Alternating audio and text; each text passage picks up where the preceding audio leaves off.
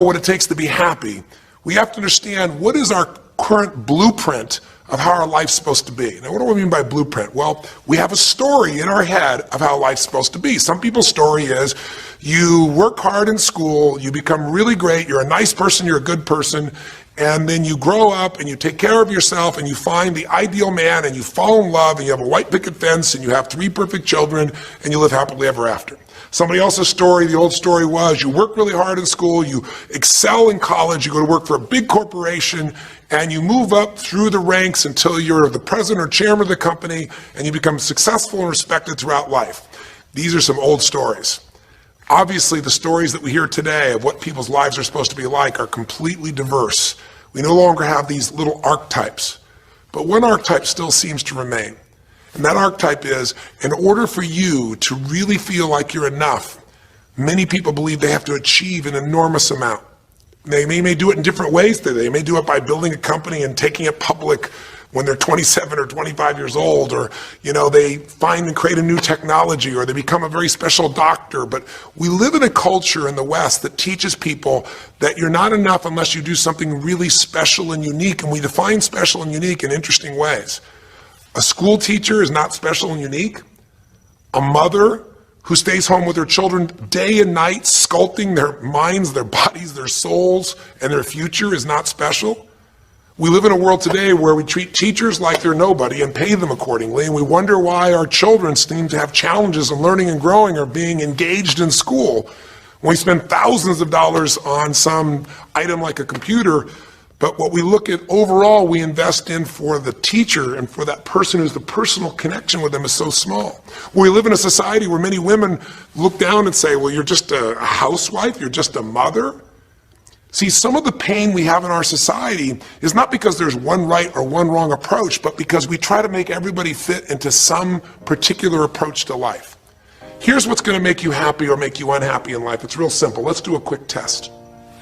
If you're in a situation right now where you look at your life, I know there's an area of your life that you probably feel pretty darn good about. Even if you're not happy with your finances, I bet you feel damn good close to your kids. Or if you're not close to your kids, maybe you don't have any kids, maybe you feel really good about your career. If you're doing not so good in your career, maybe you got a really great body that you've trimmed down or strengthened up, or you really shaped yourself the way you want, muscularly, or in the way you look. Or if that's not happening, maybe you feel a really special connection with God, or really close to your mother or father or your family, whatever. Almost everybody has an area of their life they feel really good about if they're honest, and if they're fair to themselves. What's an area of your life you really feel happy about? I want you to think about it for a moment, truthfully. What's an area in your life today that if you wanted to be happy about it, you really could feel proud about it? You could feel like it's an area you're doing darn well in. And if you're really hard on yourself, there's still an area. What's an area? I want you to think of it right now.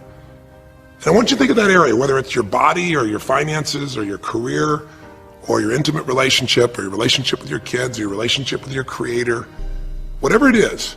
I want you to think about, why are you happy with that area of your life right now today? Why are you happy with that area of your life right now today? Really think about it. If you were in a seminar with me, I'd have you write this down. And if you can put me on hold here for a second, because I'd like to reveal to you what the formula is for happiness. And if I say there's a formula for happiness and here's what it is, you're going to go, yeah, sure, that's what he says. But if you put down the answer and we can see the formula is real without me telling you what it is, you get to look at your own life and say it matches. You're going to know this is right. So you could stop this right now if you want, put me on hold, and just write down what's an area of your life you're really, really happy about, you're really pleased with, or you could be if you wanted to focus on it. And why are you happy with that part of your life right now? Even if you're not happy with everything, what's the area you're happy with and why? Put me on hold right now, or if you're not going to do that, just think for a moment. Why? Specifically, be real. Why? Now, when I ask this, if you turn me back on now, if I ask this of an audience, I'll have people write this down for a few minutes, and I'll call on people, and I'll say, share with the person next to you first. What are you happy about, and why are you happy in that area? And be specific.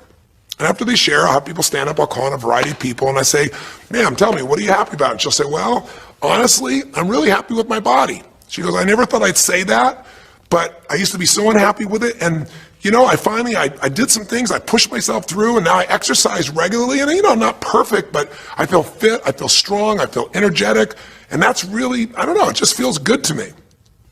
Now, I say to everybody, I'm now going to show you what the formula for happiness is. And it's real simple. I want to reveal it to you so you don't ever forget it.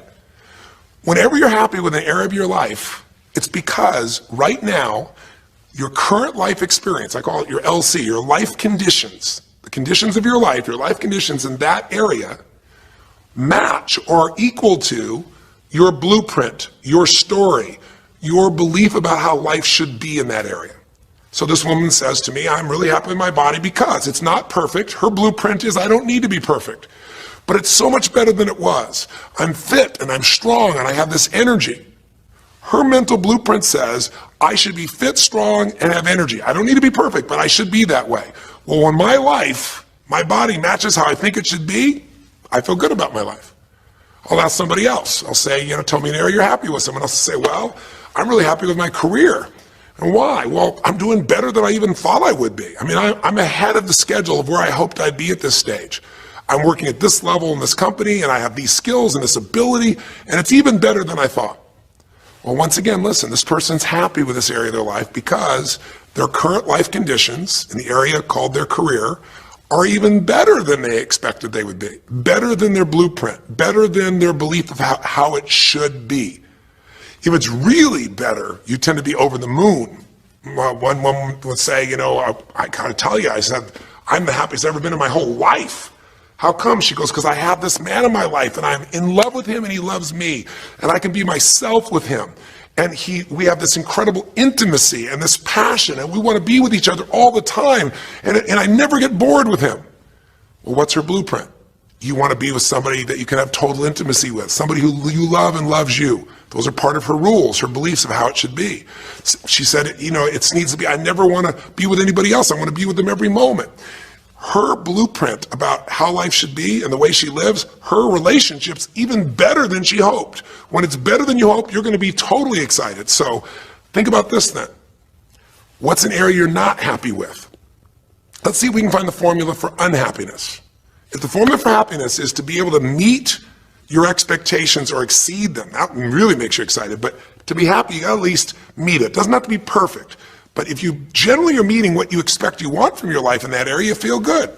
Life conditions match blueprint, feel good. So what makes you feel bad? What creates pain, stress, frustration? Real easy way to figure it out. Answer this question. What's an area of your life you're not happy with? I mean, be honest with yourself. And even if your life is great in all kinds of ways, I'm sure there's an area you'd like to improve. Anybody who's honest, if they're doing great in their career, very often they don't take care of their body so much. If they're really focused on their body, very often they find themselves in a position where they're not spending enough time with their kids. Or if they're spending time with their kids, their intimate relationship's not doing so well. Because it's the nature of human beings to focus on areas they feel comfortable with and strong in and give those time. And the areas they don't feel so strong and they go, I don't have time for it. What they're really saying is, I don't feel very competent in that area. So what's an area of your life that you are not as happy with? I mean, it's healthy, honestly, to look at areas and say, I don't like it, I want more. This whole concept of a breakthrough is about how do I close the gap between where I am right now and where I want to be. That's what we're here to do. It's like, here's where I want to be, here's where I am. It's healthy to see there's a gap. That makes me have this hunger, this drive to grow, to feel alive, to expand as a human being. So what's an area you're not pleased with? Is it your body? Is it your finances? Is it your career? Is it your spiritual life or lack thereof in terms of feeling connected in that area? Is it your kids? Right? What's the area? What's the area that's not where you want it to be? And then answer for a moment, why aren't you happy with that area of your life right now? Why specifically today are you not happy with that area of your life at this stage of your time of your life? Again, you can stop this and write it down. Might be useful for you. Or if you're going to keep it running, you can stop it and you'll turn it right back on and I'll kick into it. Do that now. Or if you kept it running, then I'll give you what happens. I have people write this down and they don't like this exercise so much. Well, I don't like my body, or I don't like my finances, I don't like my career, I don't like the person I'm in a relationship with, I don't like myself the way I'm in relationships. Why? And they write it all down. Have people share back and forth. I call on people, and the lesson's pretty clear. I tell people in advance, here's the formula for unhappiness. I'll show you before you do anything else. When your life conditions, the way you're living your life today, does not match, it doesn't equal your blueprint, your story, of how it's supposed to be, then you're going to have disappointment, frustration, or pain. If your life is way different than the way you think it's supposed to be, you can have enormous pain. If it's a little different, you might feel stressed. Make sense? So people stand up and they say, tell me, what's the area you're not happy with? And the person says, well, I'm really not happy with my finances. And I go, why? And they say, because I'm doing worse now than I was 5 years ago. I made mistakes in the market, and at this stage of my life, I should have this much money, and I don't have it, and I don't know how to change it, and it's making me crazy. And why are they crazy? You say, well, because they don't have their economic needs met. No, you can not have your economic needs met, and you can still be okay, but when you have an idea, this is what my need is, and I did the wrong thing, my life doesn't match how I'm supposed to be, that's when people get a little crazy. See, think about it. If you grew up taking care of folding your own clothes, making your own meals, going to the store, doing the grocery shopping, cleaning the bedroom, cleaning the house, vacuuming, taking out the trash, and you did that your whole life, then if you have to do that later on, you don't feel like you have economic pain because you don't have a maid. But if you grew up in an environment where everything was done for you, you never have to work, and now suddenly you have to work incredibly hard to just pay enough money to pay your bills, and all of a sudden food is building up and the house is dirty and your clothes aren't folded and nothing matches, you might find yourself really angry and frustrated because you have a different story about how life's supposed to be than how it is. Someone else will say, well, I'll tell you why, because I'm in a situation now where, I'm 30 pounds heavier than I should be. Should be is the key word. There are people in all cultures who love being big. There are people that will walk around and someone else might think they're massively overweight, but they're going, I own this, honey, and they really, truly, they match their blueprint. Big is beautiful, because their idea is big is beautiful, I'm big, that's beautiful, matches my blueprint. Rock and roll, I'm happy as can be. Somebody else can look like a twig and be stressed out saying, I hate my body, because their blueprint says I should be the skinniest thing on earth and I'm not skinny enough. Am I making sense?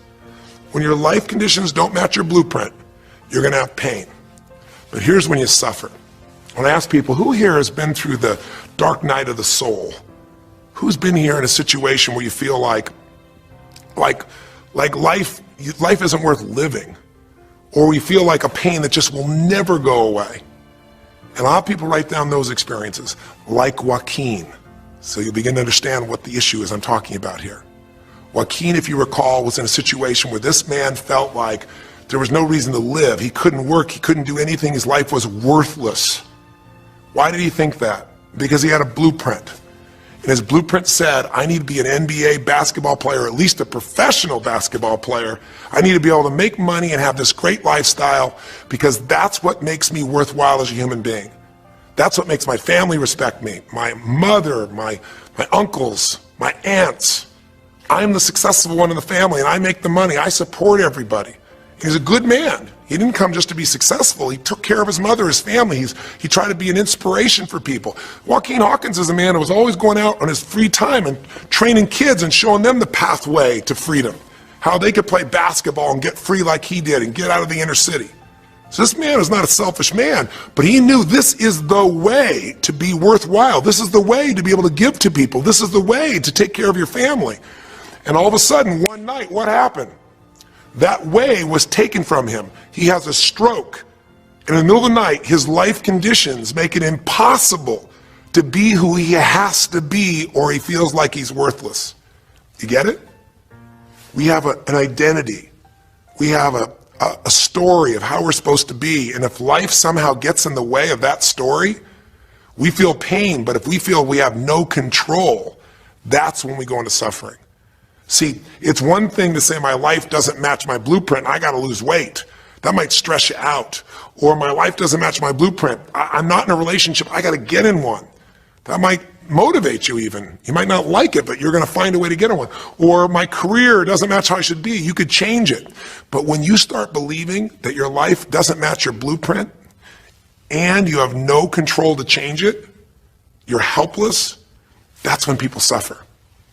And so this week, for your breakthrough, it's a chance for you to start to take a look at your blueprint anywhere you're really having pain.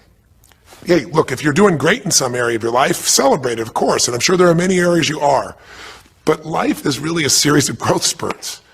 I mean, two things in life make you feel alive: growing and giving. And what's really wonderful about this man, Joaquin, is he was constantly growing, trying to get better, trying to be a better teammate, a better basketball player. Think about it. When he didn't make the teams and he didn't make the NBA, he didn't give up. He worked even harder. The guy was always striving to become something. And he became it, and he achieved it, and then life took it from him. Isn't that the common denominator with so many of the people in the stories of this 6-part series that you saw, these 6 specials? I mean, Frank and Kristen had a blueprint of what life was supposed to be about. We're supposed to get married and have children, and we're going to have our own business. And all of a sudden, life doesn't match the blueprint. And suddenly, there's depression. Because in their case, they said there's nothing we could do. But they were wrong.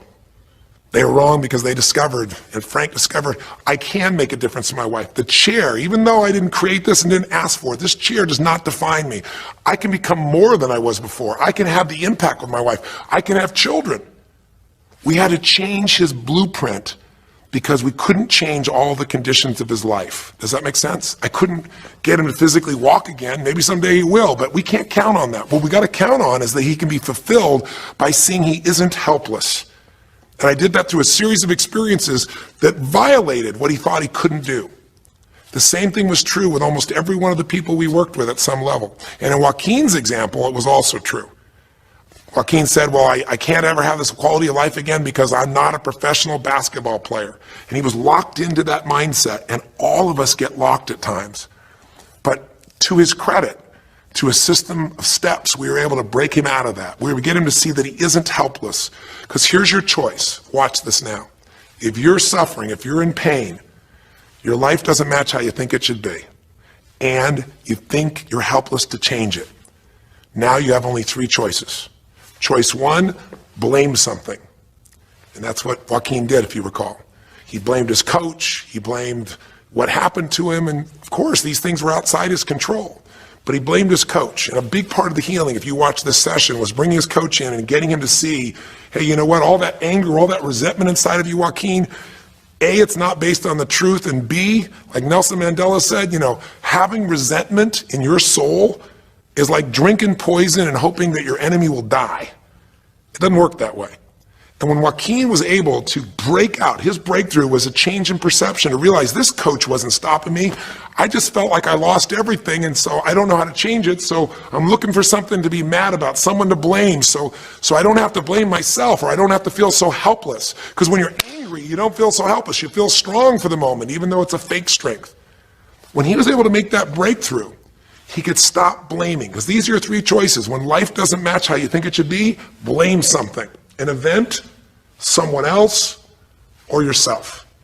As we talked about earlier in this series, blame games just destroy you. There's no progress when you blame. For the moment you feel okay, but nothing changes. What are your real choices? You only have 2 choices in life.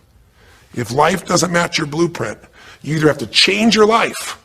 That is, you got to say, you know what, my body isn't there, I'm going to go work out. My relationship isn't there, I'm going to change it. I'm not making what I got to make. I'm going to retool. I'm going to get a new skill. I'm going to go back to school. I'm going to start a business. I'm going to do something. You have to do something to change your life. Or, in order for you to be happy, if you can't change your life, you're going to have to change your blueprint. Usually in life, it requires a little bit of each. Does that make sense?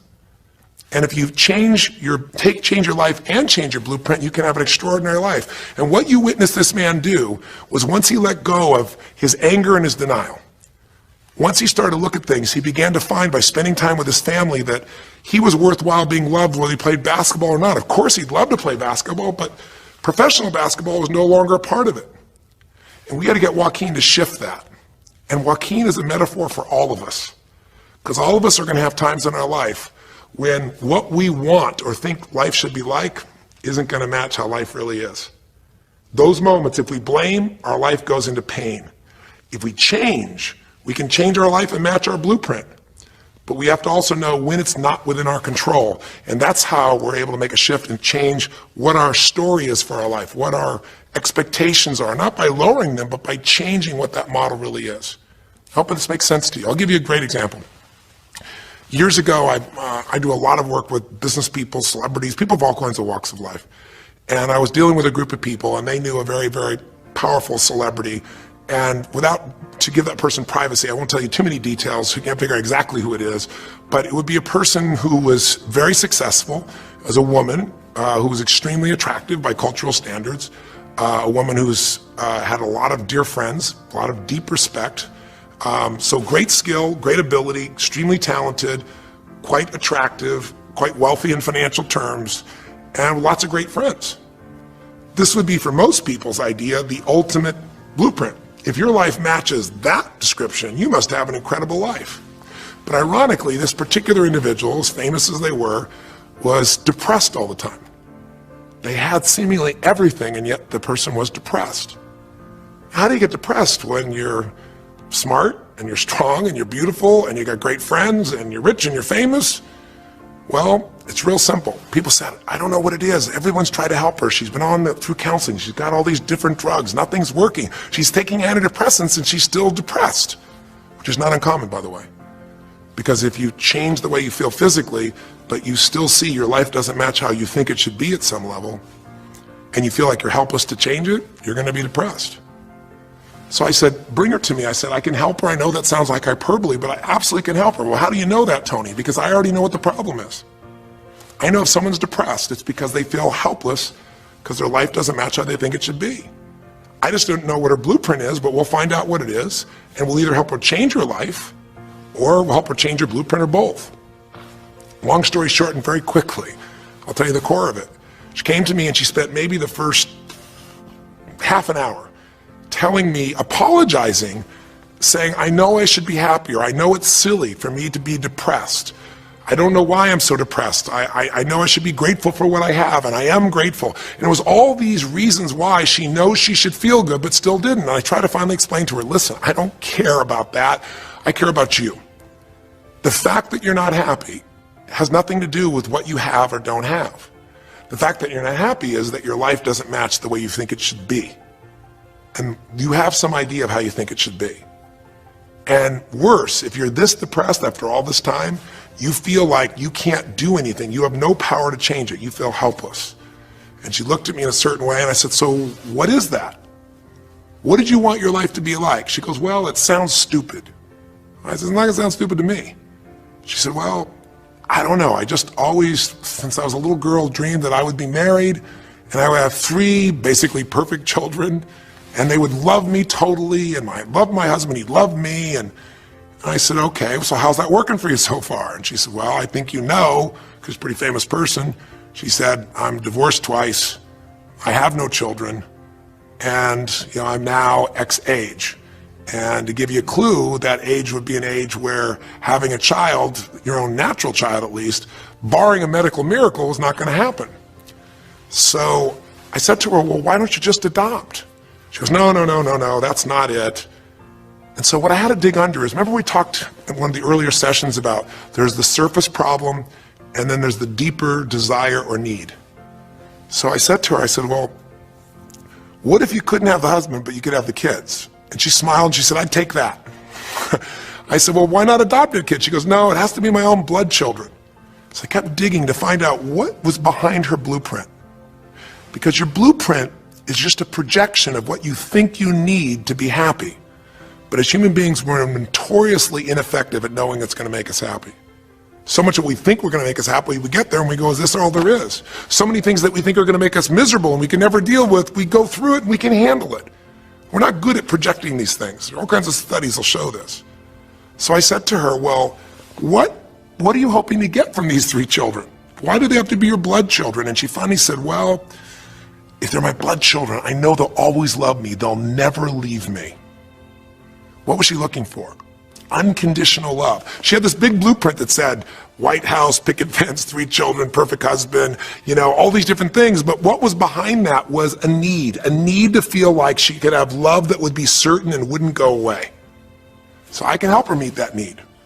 So I said to her, I said, well, maybe one reason you don't have a husband is because every time you look at one, you're trying to figure out if he's going to get you those 3 kids in time and how that's going to happen. And maybe he feels a little stressed when you're looking at him this way because he can feel what's going on behind your bed, even if he doesn't know what the words are. And she started to laugh. She goes, I guess I've probably been that way a good portion of my life. And she goes, people wonder, why I'm so uptight. I said, you're uptight because you felt like you're running out of time trying to meet some picture. But I said, all you really want is love. I said, don't you have a lot of love in your life? Tell me about your friends.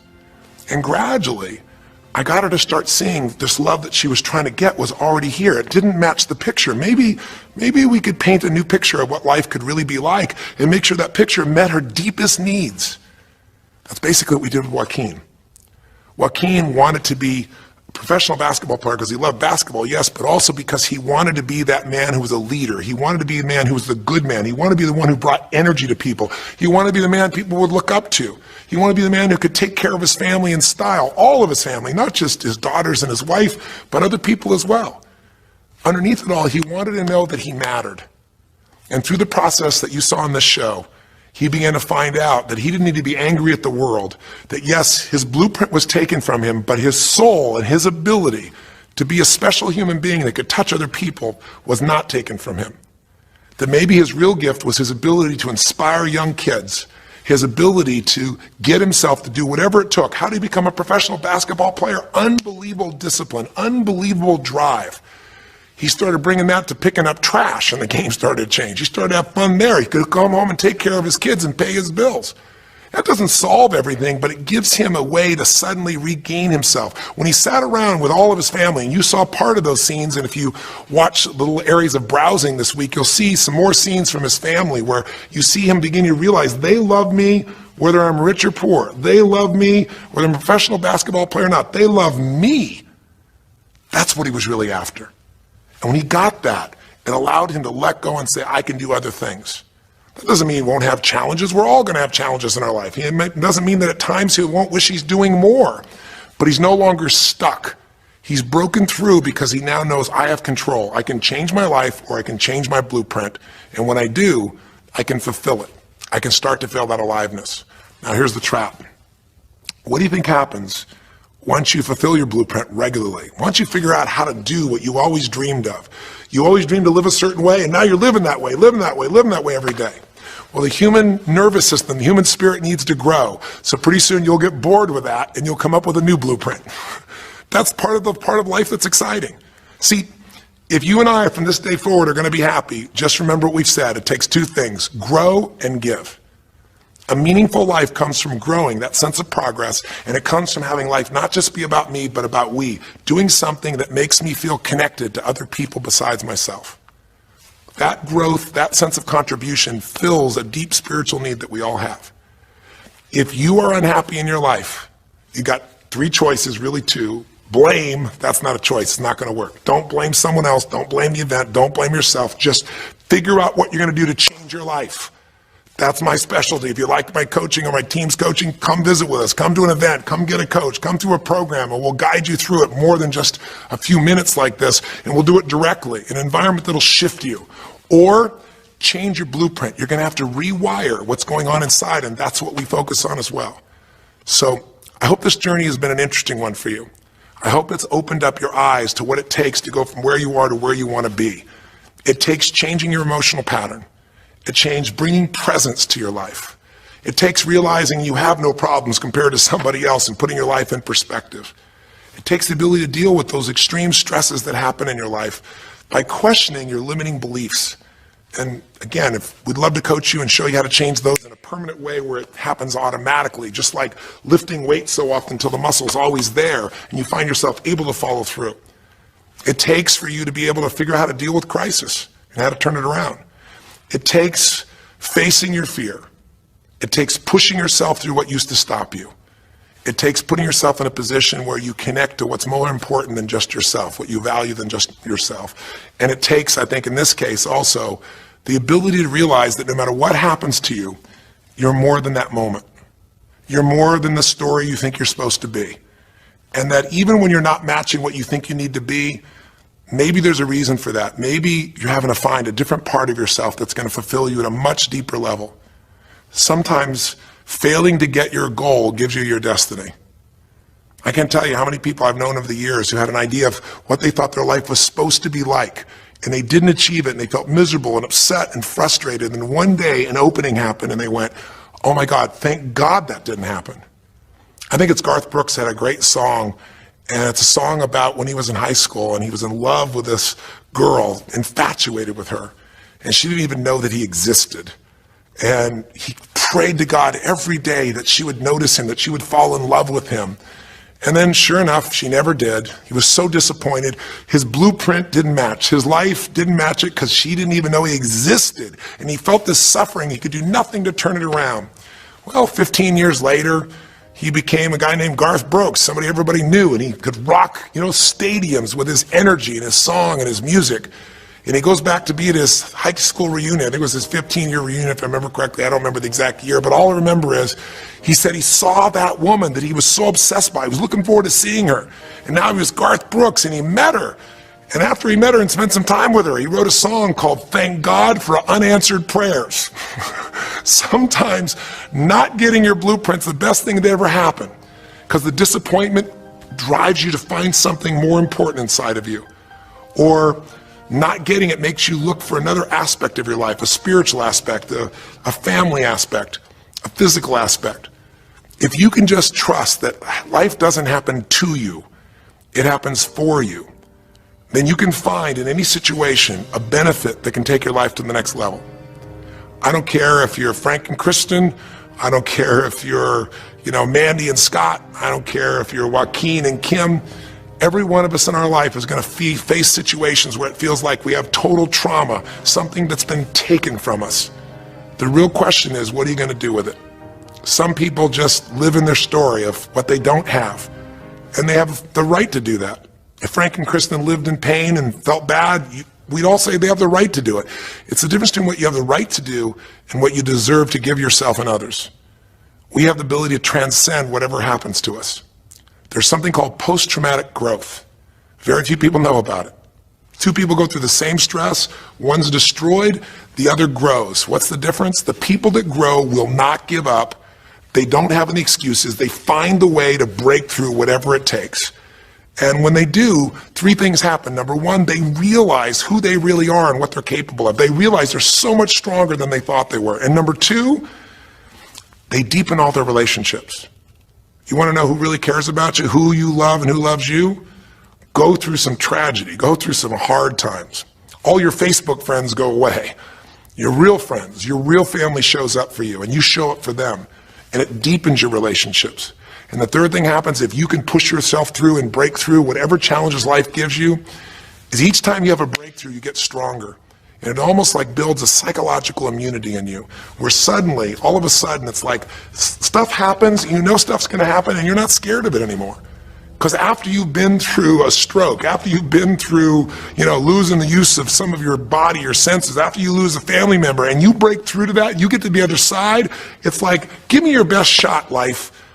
It's almost like there's this psychological immunity that says, I'm ready for whatever life will give me. I don't want challenges, but if they're here, I know I can handle them. That strength of spirit is what creates a sense of freedom and joy in life. And that strength of spirit basically comes from living a life where you are constantly and never-ending flinging away to improve yourself and to help others. That's my mission. And if we can serve you again in the future, I hope you'll check us out. There's 3 ways you can continue to participate with us. You can come to an event. Come have an experience with us live at a weekend at our Unleash the Power Within or our Date with Destinies. I think you'll find it's very different than just sitting here talking to you quietly, sitting in front of your computer screen. It's a rock and roll environment. It's like going to the ballpark and having one person sitting there talking to you versus being in the ballpark or the rock and roll concert, with 50,000. There's an energy and a power that comes from it. Second is there's immersion. Here we talk for an hour, there's distractions and emails. There it's total focus, and we go for immersion. We're literally, what we did here over 6 weeks, few little conversations, all that happens over and over again, multiple times a day, and you get that shift. So come to an event, or call up and get a coach. We have people that you can work with and have a free coaching session and make sure it's really valuable for you.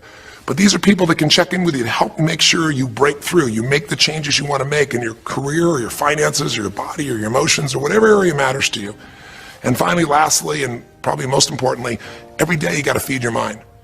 Because every day most of us are turning on, some form of news. It shows up in our pocket, in our Blackberries or iPods or our iPhones, I should say. It shows up on your computer constantly. It chases us, and it rarely does a good idea interrupt you. Really what you have to do is pursue the ideas, pursue the experiences that are going to change your life. And we have a way to do it called net time, no extra time. A way where you can keep feeding your mind the stuff that really matters with some products or services. So if you're interested in any of those things, be sure to click on your interest of an event or interest in having a free coaching session, or maybe try one of our audio programs, because the other challenge here is with video, you got to sit here potentially and watch me, but with audio, you can do it while you're working out, you can do it while you're cleaning the house, you can do it while you're driving in the car, while you're getting to work. We'd love to continue serving you in any way we can. I know I've gone long in this session, but I really want you to think about, how can I get my life the way I want it to be? The way I do it is I figure out what my blueprint is and I update it for what life is. I change my life, match my blueprint, and suddenly my life feels full and alive. Thank you for the time that we spent together here. I've really enjoyed our time, and I hope that this breakthrough series reminds you to never settle for less than you can be. Never settle for less than you can give or you can share. Live strong, live with passion, and God bless.